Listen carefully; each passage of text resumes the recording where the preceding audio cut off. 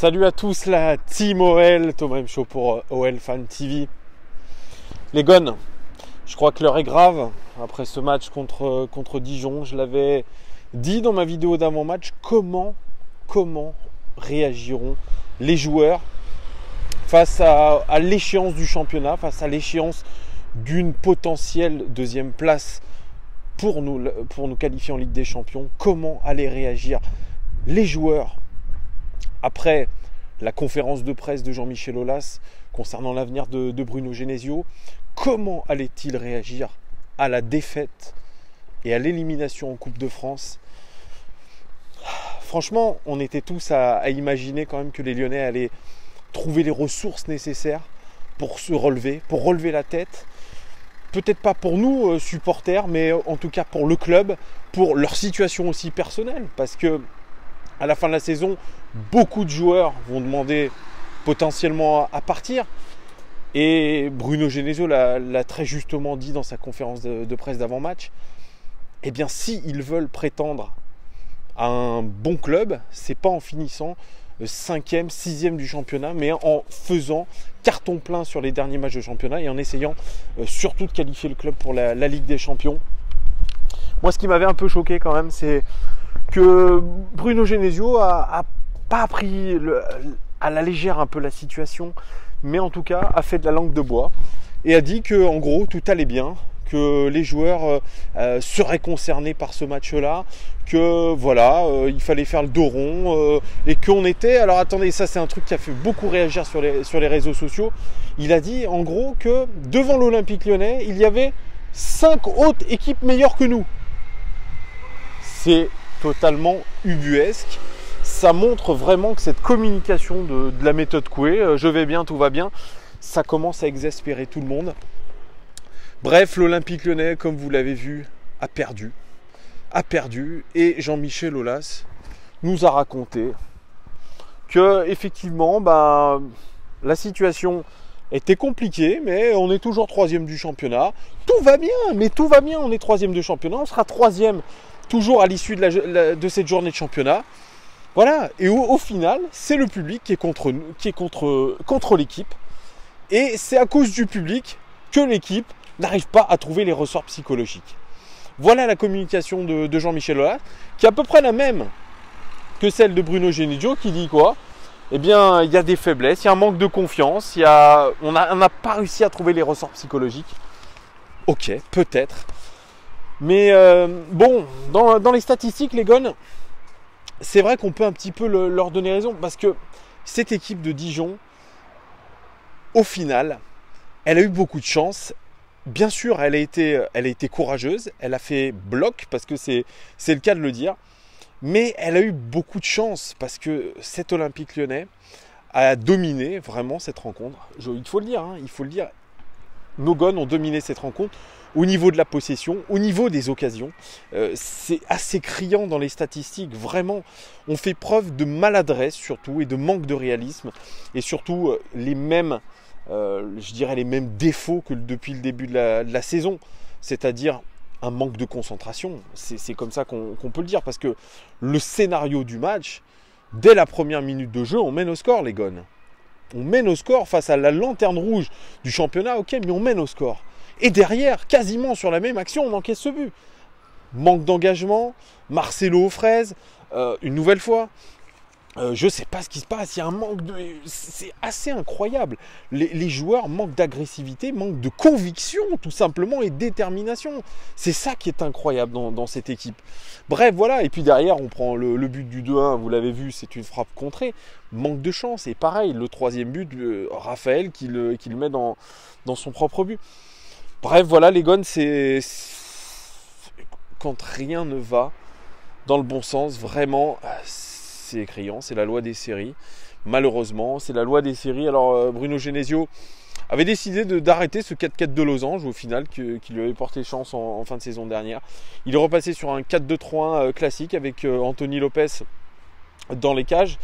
Marcelo était titulaire, Marcelo Denayer, la charnière centrale, À droite, on avait Léo Dubois et à gauche, on avait Raphaël. Une fois n'est pas coutume, sachant que Raphaël n'avait pas du tout été à l'aise lors du dernier match de championnat. Je crois que c'était contre Rennes. Il n'avait pas été bon. Il joue faux pied et sincèrement, les faux pieds latéraux. On sait que c'est pas évident pour eux. Ferland Mendy l'avait fait un temps, je crois. Il avait fait durant un match, il avait joué côté droit, ça n'avait pas été bon du tout. Et là, Raphaël l'a fait la même chose. Bref, voilà. Double pivot, ça c'était très très étonnant. Aouar Touzard, Dombélé sur le banc. Est-ce qu'il a eu des mots avec Bruno Genesio? Est-ce qu'il a la tête ailleurs? Pourtant, il avait été très très bon en Coupe de France, ça j'ai pas compris. Bref. Voilà, et puis titularisation bien sûr de Nabil Fekir, malgré ses prestations en ce moment très intermittentes. Ça reste notre capitaine. Et puis à droite, titularisation de Maxwell Cornet, à gauche Martin Terrier. Et puis en pointe Moussa Dembélé. Voilà, on va passer tout de suite aux statistiques les gars, et vous allez voir, c'est assez criant la domination qu'on a eue. 27 tirs côté lyonnais contre 8 seulement côté dijonnais. Par contre là regardez, 6 cadrés sur nos 27 frappes, là, c'est vraiment, on voit que c'est vraiment pas du tout réaliste. 4 cadrés seulement pour les Dijonnais et 3 buts. 100% de réussite, non peut-être pas 100%, mais un maximum de réussite. 126 passes réussies dans le dernier tiers pour l'Olympique Lyonnais. 78 passes réussies dans le dernier tiers pour les Dijonnais. Vous voyez, ils sont pas très très loin de nous quand même. 26 centres côté lyonnais. 26 centres pour ce résultat-là. Et 8 centres côté Dijonnais. 51% de possession dans le camp de Dijon, bloc plutôt médian. 9 passes réussies dans la surface sur 17, les Gones, c'est faible. Dijon a à peu près la même statistique, donc pas terrible là-dessus. Au niveau des expected goals, les Gones, c'est là où on voit vraiment qu'on a joué de malchance un petit peu et surtout de manque de réalisme incroyable. 4 expected goals. On aurait dû marquer 4 buts dans ce match. On est clairement en sous-performance. Clairement. Franchement, pour avoir une expected goal de 4, je peux vous dire qu'il faut vraiment en vouloir. C'est une belle perf. Et au final, vous voyez qu'on est en sous-perf. Enfin, c'est une belle perf, mais on est en sous-perf. Parce que franchement, on s'est créé des belles situations. Dijon aurait dû en mettre 0,79. Eux, ils sont clairement en surperformance. Donc oui, on joue de malchance. L'indice de pressing, il est excellent. 6,64 passes autorisées à l'adversaire avant une intervention défensive. On sait que le Paris Saint-Germain est à 8 en moyenne, donc c'est très bon. Et au niveau des expected points, on aurait dû prendre les 3 points. Ça peut foutre la rage parce que... bref, on passe aux statistiques individuelles. Anthony Lopez, Anthony Lopez, le pauvre, il faut que constater les dégâts. Deux frappes détournées dans son propre but. Il a essayé de faire ce qu'il pouvait.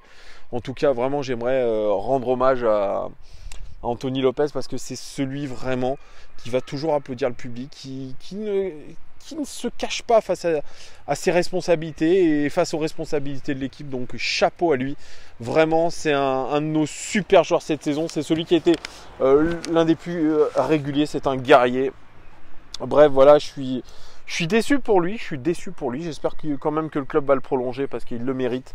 Vraiment. Marcelo, comme je l'ai dit, titularisé. 77 passes réussies sur 91. C'est le record du match, tout simplement. 4 duels aériens offensifs réussis sur 4. Ça, c'est une belle statistique pour Marcelo. 11 ballons récupérés, record du match. 3 interceptions, record du match.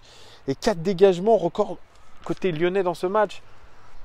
Il ne fait pas un mauvais match quand même, Marcelo, sur ses statistiques qui sont très bonnes, qui sont celles d'une équipe qui domine.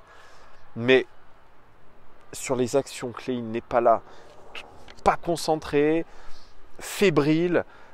Voilà, c'est toute la différence entre, bien sûr, de belles statistiques et puis, sur les moments clés, ne pas être là. On peut avoir les meilleures statistiques du monde et sur les moments clés, décisifs, ne pas être là. C'est exactement ce qui s'est passé.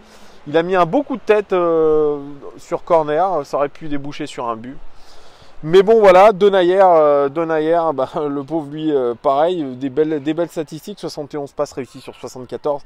Très bon. 10 passes réussies dans le dernier tir sur 11. Il a porté le ballon. Il a essayé de eh bien, de se projeter lui aussi, de faire de belles relances. Et puis 3 dégagements réussis pour lui.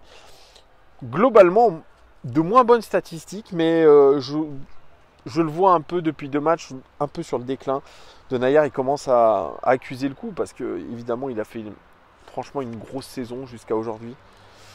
Mais vous voyez, là, ça commence à décliner. Et puis, lui aussi souffre aussi, je pense, de la fébrilité générale de cette équipe, notamment défensive. Léo Dubois, titularisé vraiment maintenant sur son côté droit, classiquement. 37 passes réussies sur 47. Un poil moyen, ça, je trouve, ces statistiques. Une passe clé pour lui. 10 passes réussies dans le dernier tiers sur 12, qui est pas mal du tout. Par contre, une statistique qui est médiocre, et pourtant c'est son point fort, c'est les centres. 3 centres réussi sur 10 seulement. Et oui, là il ne s'est pas assez appliqué. C'est faible. 11 ballons récupérés, c'est le record du match. 2 tacles réussis, 4 dégagements, c'est le record côté lyonnais dans ce match. Globalement, un match quand même plutôt réussi pour Léo Dubois qui reste un peu sur sa lancée. Très sérieux, combatif. Il est là, il est présent, Léo Dubois. Malgré tout, là son point fort, j'aurais bien aimé que ça soit bien meilleur. 3 centres réussis sur 10, c'est peu. Voilà, bref. Raphaël qui, comme je vous l'ai dit, a joué faux pied. 37 passes réussies sur 41, ce qui est plutôt pas mal, et une passe clé. Et c'est tout. Raphaël, voilà, il revenait de blessure. Si on ne le met pas non plus dans les bonnes conditions, il ne peut pas faire grand-chose. Je trouve que le faire jouer faux pied, c'est ne pas lui donner les meilleures armes pour qu'il puisse nous apporter quelque chose. Il est bon quand il joue latéral droit et pas quand il joue latéral gauche, c'est une fausse bonne idée. Alors Marsal, je ne sais pas s'il était suspendu ou sur le banc, vous me direz, mais moi j'aurais préféré quand même mettre un gaucher, un spécialiste du poste à gauche plutôt que Raphaël. Là pour moi c'est 2 mauvaises prestations pour lui. Lucas Touzard, dont j'ai l'habitude de tailler, c'est vrai, vous me le faites remarquer en me disant ouais Thomas, t'es peut-être un peu trop sévère. Parce que c'est un charognard, il n'y a personne qui défend, c'est le seul qui va au charbon et derrière il n'a pas la lucidité pour faire la passe vers l'avant. Oui, peut-être. Mais vous savez, s'il veut passer un palier, là pour lui c'est une belle expérience. C'est-à-dire qu'il a l'occasion d'être plutôt titulaire régulièrement. Depuis, je dirais, avant le match contre Barcelone, on va dire un gros mois. Il a la chance de pouvoir... Ah, attendez, je reboot. Ouais, c'est bon. Je vais y arriver. Oui, on est là. Il a la chance de jouer titulaire, mais très sincèrement, il va falloir vraiment étoffer sa palette parce que, une nouvelle fois, les passes, eh bien, elles n'étaient pas verticales. Il a fait très peu de passes vers l'avant. C'est quand même une constante chez lui. Bien sûr, c'est un très bon défenseur. C'est quelqu'un qui va au contact. Mais ce n'est pas assez. Et sur ce match-là, encore une fois, c'est criant. Une interception seulement. Je le rappelle, mes statistiques, c'est les 5 meilleurs joueurs des 2 équipes. Voilà, les 5 meilleurs du match qui ont les meilleures statistiques sur chaque donnée. Voilà, donc lui, c'est une interception seulement. Donc c'est faible pour lui. On passe tout de suite à Oussem Aouar, son coéquipier. Oussem Aouar, 45 passes réussies sur 52. Ce qui est plutôt correct. 14 passes réussies dans le dernier tiers sur 18. C'est le record du match tout simplement. 3 duels réussis sur 4 pour Oussem Aouar. Ce qui est plutôt très bon. Et 7 ballons récupérés. Oussem Aouar, il y a du bon et du moins bon. Moi, ce que je remarque beaucoup avec Oussem Aouar, c'est qu'il a un volume de jeu qui est quand même très faible. Je pense que lui, physiquement, il l'a d'ailleurs avoué que le début d'année 2019, il a eu beaucoup de mal à cause de son physique. Il n'a pas réussi à enchaîner les matchs comme il fallait. Et on le voit bien dans un match. Il a vraiment de temps en temps des trous d'air et des trous d'air physiques quand il faut revenir, quand il faut faire les transitions défensives. Et ensuite, quand il faut faire la transition offensive, eh ben c'est compliqué de faire la bonne passe vers l'avant parce que, pareil, la fatigue. Un peu comme Lucas Touzard, Oussem Aouar, il n'a aucune passe clé quand même sur ce match-là. Et c'est pour ça, je le redis, que Oussem Aouar doit être... C'est pas un relayeur, c'est un joueur qui doit être utilisé beaucoup plus haut sur le terrain parce qu'il n'a pas ce volume de jeu qu'on devrait lui reconnaître dans ce genre de position sur le terrain. Il l'avait eu contre Manchester City au match retour. Mais depuis, voilà, moi je trouve que c'est un peu le même registre que Lucas Touzard. D'ailleurs, si vous regardez la position moyenne des joueurs, je ne l'ai pas dit, c'est un 3-4-3 au final, le 4-2-3. C'est un 3-4-3 avec un Lucas Touzard quasi à la même hauteur que Oussem Aouar, et c'est là aussi où ça pêche. Voilà, je suis désolé de le dire. Et puis, autre chose, il doit absolument travailler sa frappe, parce qu'il a mis une frappe absolument catastrophique. D'ailleurs, il n'était pas très loin du but, mais il l'a mis complètement à côté. Il faut travailler ça, il faut peut-être se muscler, j'en sais rien, ou trouver une technique de frappe. Mais là, c'est pas possible non plus. Il faut le souligner. On continue avec Nabil Fekir, notre capitaine. 6 passes clés réussies. Record du match pour Nabil Fekir. 10 passes réussies dans le dernier tir sur 15, c'est plutôt pas mal. 5 centres réussis sur 8, record du match. 2 duels réussis sur 3, 2 tacles réussis. C'est un match correct, mais pas décisif pour Nabil Fekir. Il a été présent. Il a essayé surtout en première mi-temps de jouer entre les lignes. Mais derrière, voilà, des frappes envoyées sur le périphérique. Les statistiques sont bonnes, mais l'impression visuelle n'est pas ce qu'il faut. Voilà, c'est notre capitaine, c'est celui qui est chargé quand ça va pas d'essayer d'entraîner son équipe. Ce n'est pas le cas, je suis désolé de le dire. Pour moi, c'est pas un capitaine, c'est peut-être un leader technique, et encore, il est en perte de vitesse. Il n'est plus décisif comme avant, il crée. Si passe clé, c'est plutôt très très bon. Voilà, moi j'ai vraiment beaucoup de mal là en ce moment avec Bilon. Bref, on pourra en reparler si vous voulez, les gars. Martin Terrier qu'on attendait titulaire, qu'on traîne en Coupe de la Ligue, en Coupe de France, pardon. Et bien là, il est titularisé sur sa première occasion, il la met au fond, il se projette dans la surface de réparation, il sent les coups. Franchement, c'est un super joueur, c'est quelqu'un qui doit rester dans la surface de réparation. C'est finalement quasiment un numéro 9, Martin Terrier. Et après son but, il a disparu complètement des radars. 11 passes réussies dans le dernier tiers sur 12, ce qui est plutôt bien, mais après, rien de concret. C'est quelqu'un qui doit être un point de fixation devant, c'est quelqu'un qui bouge bien dans la surface, qui sent bien les choses. Pareil, on l'utilise mal, je pense, Martin Terrier, et c'est bien dommage. Il nous aurait peut-être beaucoup servi en Coupe de France, et notamment aussi au match retour contre Barcelone. Mais bref, c'est de l'histoire ancienne désormais. Maxwell Cornet titularisé au profit au détriment de Bertrand Traoré. Maxwell Cornet, c'est 5 duels réussis sur 5, record du match. Et puis une belle passe décisive quand même pour Martin Terrier. Il s'est battu Maxwell Cornet. Il a essayé de mettre sa grinta habituelle, ses dribbles, etc. Ça n'a pas vraiment été décisif, à part sur le but de Martin Terrier. Ça reste quand même un petit peu brouillon offensivement, mais voilà, lui non plus n'enchaîne pas les matchs. Il rentre dans une équipe qui est un peu en manque de confiance. Et puis voilà, moi j'aurais été lui, je serais parti déjà dès cet hiver. Ça servait à rien de rester dans ce marasme. Il n'a pas beaucoup joué au final cette saison, Maxwell Cornet, mais voilà, je trouve plutôt un bon match de sa part. Et puis on finit avec Moussa Dembélé, titularisé toujours en pointe. 3 duels aériens offensifs sur 5 réussis pour Moussa Dembélé, et une interception, une très très belle occasion qui a été repoussée par le fantastique gardien dijonnais qui a fait une rencontre. Il avait la baraka, il m'a rappelé un peu le Walter Benitez de Nice contre nous. Il a tout sorti, voilà, il a tout sorti. Voilà, c'est un peu d'ailleurs le même profil de match que contre Nice. On a quand même répété beaucoup ce genre de match où on a eu des éléments contraires contre nous, un manque de réalisme.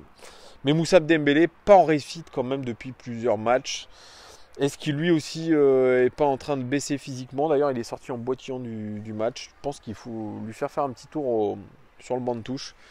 Peut-être au profit de Martin Terrier, tout simplement. Voilà, c'est peut-être les bons choix à faire. Et puis on finit par le banni, celui qui devrait partir et qui le monte en traînant son spleen sur le terrain. C'est Memphis Depay. Memphis Depay, il n'aurait pas pu faire tourner le match en sa faveur, en notre faveur. 2 passes clés quand même. Pourtant, il a joué 20-25 minutes. 2 passes clés, 2 duels réussis sur 3, ce qui est plutôt correct, très très bon. Mais voilà, Memphis Depay, voilà, 2 matchs de suite qu'il est sur le banc, et je vois pas comment il peut se relever du marasme. Mais vous savez, avec l'Olympique Lyonnais, on n'est jamais sûr de rien.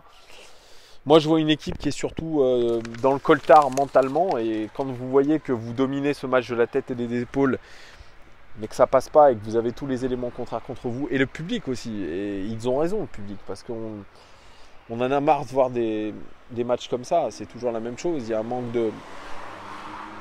de consistance. Il y a surtout des problèmes sur... Moi je vois toujours la même problématique de voir nos joueurs très très éloignés les uns des autres, un bloc équipe qui est complètement disproportionné. Alors quand vous voyez la position moyenne des joueurs, allez voir, c'est sur whoscored.com, c'est très intéressant. Vous voyez que c'est un 3-4-3 et vous voyez que vous avez les défenseurs et les milieux de terrain et puis les 3 attaquants devant qui sont beaucoup plus loin. C'est pas un bloc équipe. Vous regardez la position moyenne des joueurs de Dijon, et ben c'est beaucoup plus compact. Et je pense que ça leur a vraiment permis de faire cette performance ce soir. Nous, c'est trop dispersé. C'est comme sur nos attaques. Ça manque déjà de vitesse, ça manque d'automatisme, je trouve. Et puis, ça, c'est très clair. Dès qu'on lance une attaque, nos attaquants sont toujours sur la même ligne. Ça, comment voulez-vous qu'on fasse quelque chose pour créer des décalages ? Il y a beaucoup de choses à revoir, mais vraiment, là on est dans le saut, on est dans le saut complet les amis, et malgré la communication positive de Jean-Michel Aulas qui essaie de garder vraiment un semblant d'optimisme, si on continue à jouer comme ça avec des adversaires qui jouent quand même, eux, leur peau en Ligue 1, ça risque d'être un carnage. Je vois vraiment pas quels vont être les leviers psychologiques que vont utiliser le staff, sachant que eux-mêmes sont dans le trou. Voilà, donc ça sert à rien de faire genre que tout va bien dans le navire, qu'on maîtrise la situation, on ne maîtrise plus rien. Bruno Genesio ne maîtrise plus rien non plus.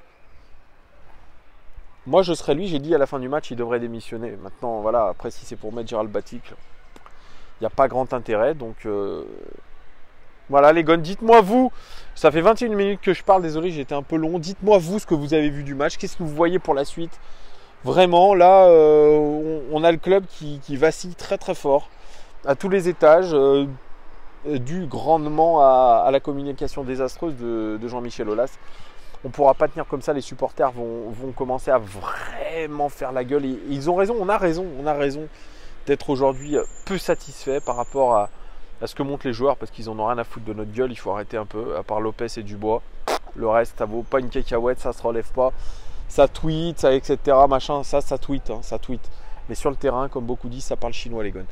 Bref voilà, dites-moi tout en commentaire, qui vous avez aimé, qui vous avez détesté, bref dites-moi tout, lâchez-vous, Genesio, tout ce que vous voulez les gars, et je vous dis à très très vite pour un nouvel épisode de OL Fan TV. Je ne sais pas sur quoi, peut-être sur Genesio, on verra, peut-être avec JP, un débrief, on verra les gars.